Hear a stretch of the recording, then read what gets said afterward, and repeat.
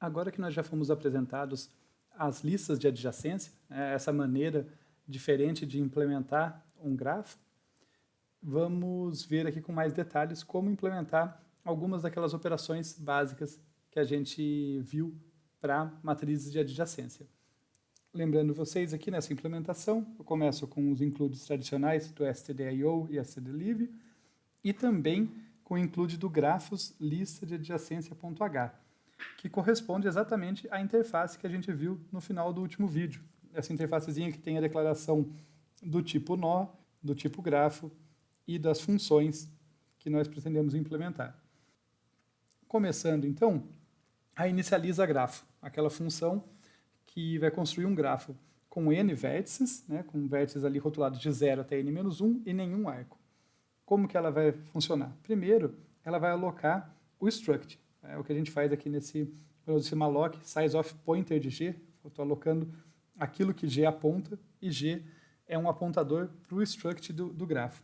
Então, eu vou alocar espaço suficiente para essa estruturazinha aqui, que tem dentro dela 3 campos, o campo A, o campo N e o campo M, sendo que o A é um apontador de apontadores de nós, ou seja, um vetor de listas ligadas, um jeito mais fácil de compreendê-lo, o N, que é um inteiro, e o M, que é outro inteiro, correspondendo respectivamente ali ao campo para armazenar número de vértices e número de arestas. Primeiro a gente vai fazer aqui, então, colocar o N aqui nesse campo. No caso, lembrando, esse N aqui é o parâmetro. Então, eu estou colocando ali o valor, o número de vértices que me foi passado, 0 arcos.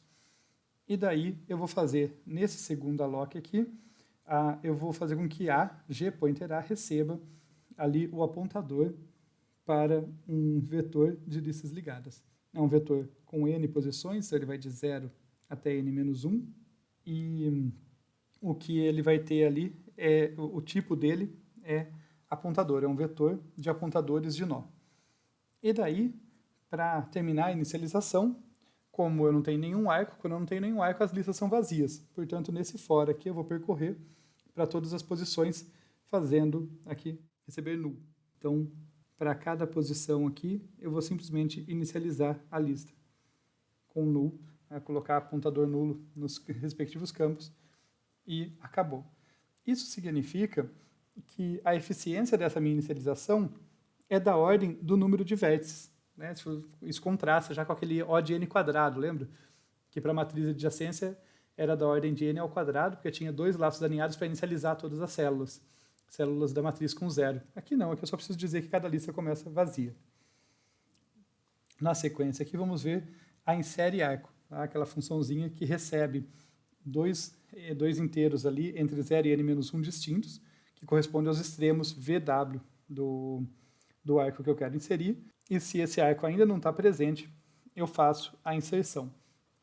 Como que eu verifico se o arco está presente ou não? Eu tenho que olhar a lista de adjacência do V, que é de onde sai, eu tenho que olhar a lista dele, percorrer para verificar se o W está lá em algum ponto. É isso que eu estou fazendo aqui, olha só, esse Pzinho, o meu apontador de nó auxiliar, ele começa no início da lista do V, recebe ali G pointer AV, essa atribuição. Enquanto ele não for nulo, enquanto ele for diferente de nulo, eu vou seguindo nesse laço, em que eu estou sempre atualizando aqui o P para ir para P pointer proxy. Então, eu estou sempre avançando nessa lista, e o que eu estou fazendo? Eu estou verificando, olha, se P pointer rótulo, ou seja, se aquele vértice para o qual eu estou apontando agora for o W, se P pointer rótulo for igual a W, return, acabou, não faz a inserção, porque aquele vértice já existe. Se eu passei por esse for incolume, eu não tive problemas com ele, não encontrei o W lá, daí eu faço a inserção, no caso, aloco aqui um novo nó e insiro no início da lista, só para ficar aqui a ideia com vocês. Imagina esse aqui é o vértice V. Então, se a lista dele, vamos supor que ele tinha uma listinha ali com alguns adjacentes. O que eu estou fazendo aqui é que o P vai apontar para um novo nó. Eu vou colocar o rótulo W nesse nó. Vou falar que P pointer proxy vai vir para cá e GAV vai apontar para onde o P aponta. Aí eu inseri no início. lembrando depois de atualizar o número de arcos. Aqui é interessante, particularmente, analisar a eficiência dessa operação, porque se vocês perceberem, ela tem dois momentos bem distintos aqui. A inserção em si, inserir no início de uma lista ligada, que é o que vai corresponder a inserir um novo arco ali, inserir um nó com rótulo W no início da lista ligada do V, do vértice V, leva tempo constante. Essas operações aqui não dependem do tamanho do grafo, nem do número de vértices, nem do número de arestas. No entanto, esse for vai levar tempo da ordem de delta de V. Essa é a expressão mais esquisita que vai ter aqui, é aproveitar a oportunidade para introduzir vocês a essa notação. O que é delta de V? Delta de V é o conjunto de todos os arcos que saem de V. Isso que vai representar aqui para mim o delta de V. No caso, a norma ali, eu peguei o módulo dele porque eu estou interessado no tamanho desse conjunto. Então, esse laço vai ser tão grande quanto for o número de vértices. Tá? Então, isso aí depende do tamanho do grafo, percebam? Mas, nesse momento, não é nem M, nem o número de arcos, nem o número de vértices. Né? Pode ser pequenininho, no máximo, como eu não tenho arcos múltiplos, vai ser no máximo da ordem de N. Né? Mas pode ser muito menos do que isso. Tá? E vai variar de um vértice para outro. Tem vértices que pode ser que essa lista seja longa, para outros ela é curta. Mas, de qualquer forma, é essa parte da verificação que me custa bastante aqui. Né? Saber se eu posso inserir. A inserção em si não custa tanto que eu tenho a insere arco não segura, que para situações em que eu tenho certeza de que eu não estou inserindo alguém indevidamente, eu já vou direto para a parte da inserção. E daí ela leva tempo O de 1. Tá? Eu faço só a inserção do novo arco ali, ou seja, do novo nó com o rótulo W no início da lista do V. Então essa aqui é mais eficiente, mas ela não é segura, só posso usar ela em situações específicas. A gente vai ver depois ali algumas situações em que a gente a utiliza.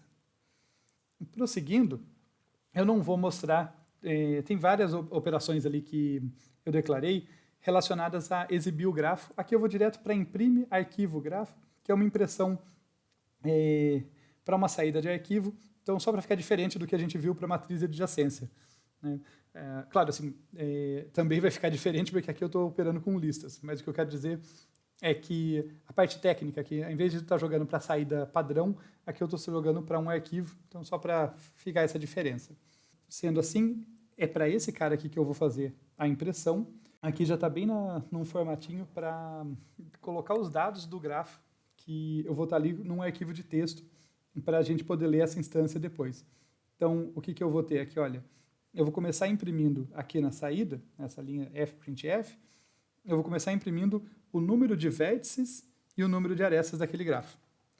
Na sequência, eu vou imprimir uma linha, né, para cada vértice e, na sua respectiva linha, os seus adjacentes. Então, eu vou pegar aqui o P, observem aqui, ele vai ser o início da lista do iésimo vértice, e enquanto ele não for nulo, ele vai avançando para o próximo.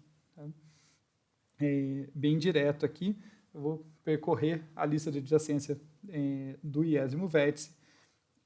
Todo mundo que está lá é adjacente a ele, então, enquanto eu não chegar no P nulo lá, eu simplesmente vou imprimindo o rótulo do vértice, correspondente do vértice que eu tenho em mão, indicando que o iésimo vértice é adjacente, ele tem um arco para esse cara cujo destino aqui é o rótulo. Eu coloquei essa sentinela só para facilitar a leitura depois. Tá? Por detalhes técnicos de C, é mais fácil identificar um fim de linha com -1 do que com /n, por incrível que pareça. Então, aqui nós temos a imprime arquivo grafo, e aqui eu vou tomar um cuidado a mais para analisar a eficiência com vocês. Observem que a gente tem dois fors alinhados. Tá? Isso dá uma vontade de falar que é quadrático na hora, né? Fala assim, não, então é um número quadrático ali, é n ao quadrado. Mas calma, observem bem quais são os limites desses fors. O for de fora, de fato, vai operar por um número da ordem de n aqui. Ele vai de 0 até n-1 ali, então número de iterações proporcional ao número de vértices. Mas o for de dentro, ele opera por um número de iterações diferente, ali, possivelmente diferente para cada vértice, porque ele vai operar justamente nas suas listas de adjacência. Então, se tem um vértice que tem uma lista de adjacência nula, ele vai cair fora direto, ele vai cair no null ali diretamente. Não vai iterar nenhuma vez. Se tem um outro que tem 10 vértices adjacentes, ele vai iterar por 10 vezes. Se tem um outro que tem 5, ele vai iterar por 5 vezes. O que acontece é que ao longo de todos os vértices, eu posso fazer a análise aqui, então, que esse for de dentro, tá? Esse for de dentro aqui, ele itera da ordem de, como eu já fiz no anterior, delta, não de V agora, mas de I, né? Do tamanho da lista de adjacência do iésimo vértice. Só que como o I está variando, ao longo de todas as iterações do laço externo, melhor dizendo, o laço interno vai iterar pela soma de todos os arcos, né? Ele vai passar uma vez por cada arco de cada vértice. Como ele passa por causa do laço externo por todos os vértices, ele vai passar uma vez por cada arco do grafo. Então, no total, deixa eu colocar assim para indicar, ao longo de todas as iterações, a gente vai iterar aqui uma vez para cada vértice, né? Vai ter um laço externo para cada vértice, e o laço interno vai ser uma vez para cada arco, tá? Então, proporcional ao arco. Então, a eficiência aqui é da ordem de N mais M. Essa é um pouquinho mais sutil de ver, então, recomendo que vocês olhem com atenção, se não ficou óbvio isso. Mas isso é bastante importante, tá, gente? Porque embora eu tenha dois laços alinhados, não necessariamente eu vou pagar um custo quadrático, um N ao quadrado aqui. Pode acontecer isso se M for muito grande. Como a gente sabe, o número de arcos pode até ser da ordem de N ao quadrado. Mas se ele não for, esses laços internos aqui, em média, os laços internos vão ser pequenininhos e no fim, de qualquer forma, eu vou ter da ordem de N mais o número de arcos. Para finalizar aqui, olhando o libera-grafo, só fazer aquele exercício de fazer as coisas na ordem oposta, na ordem inversa do que a gente fez na hora de alocar. Então, na hora de alocar, lembrando vocês aqui, a gente começou alocando o struct, depois um vetor. E daí não alocamos mais nada aqui, né? Simplesmente colocamos null, mas na hora de inserir os arcos, a gente foi criando essa lista. Então, a gente vai começar liberando a lista. As listas de adjacência, no caso. É isso que esse for está fazendo. Então, para cada vértice, a gente vai percorrer a lista dele, aqui, apontada por P, e vai liberando cada um dos vértices ali. Aqui tem uma sutileza, se vocês repararem, porque normalmente quando eu vou liberar listas encadeadas, eu uso um auxiliar. Além do P para percorrer, eu uso um outro apontador auxiliar para estar apontando para o vértice que eu quero eliminar na sequência, para o nó da lista, né, para a célula da lista que eu quero eliminar sem ter perdido o P. Né? O P já tem que avançar aqui para o ponto prox, e eu uso esse auxiliar para guardar a célula que eu quero dar free. No caso aqui, eu estou usando o próprio gpointer aí. Tá? Por isso que eu não usei um auxiliar, eu estou usando ele próprio para armazenar o vértice corrente. Enquanto o P avança, eu fico com ele na mão para liberar. Depois desse for, e daí faz aqui, adiciona o null ali para cada uma das células, eu tenho, então, as listas de adjacência eliminadas. Falta o quê? Falta eliminar o vetor das listas ligadas e colocar o null, e depois eliminar o struct. Tá legal? Essa operaçãozinha, então, aqui, também vai ser da ordem de N mais M. Tá? A ordem de N por causa do for externo, em que eu vou passar por todos os vértices, e mais M aqui, porque o laço interno, a mesma análise do algoritmo anterior ali para mostrar o grafo, para imprimir o grafo, eu vou passar pelo comprimento das listas de adjacência. Algumas são maiores, outras são menores, mas a soma de todas elas corresponde ao número de arcos do grafo. Então, no fim das contas, o número de iterações que eu vou realizar é da ordem de M. Então, novamente, né, eu achei importante discutir com vocês o que o código faz e também a eficiência dele em cada ponto, mas fica aqui como quiz para vocês revisitarem ali qual a eficiência de cada operação e começarem a comparar quais operações foram mais eficientes e quais foram menos eficientes nessa implementação em comparação com a implementação com matriz de adjacência. Algumas coisas melhoraram, outras pioraram, a gente vai discutir mais isso no próximo vídeo, mas fica aí para vocês pensarem. Em particular, essa questão é bem importante. Algo muda se o grafo for denso ou esparso?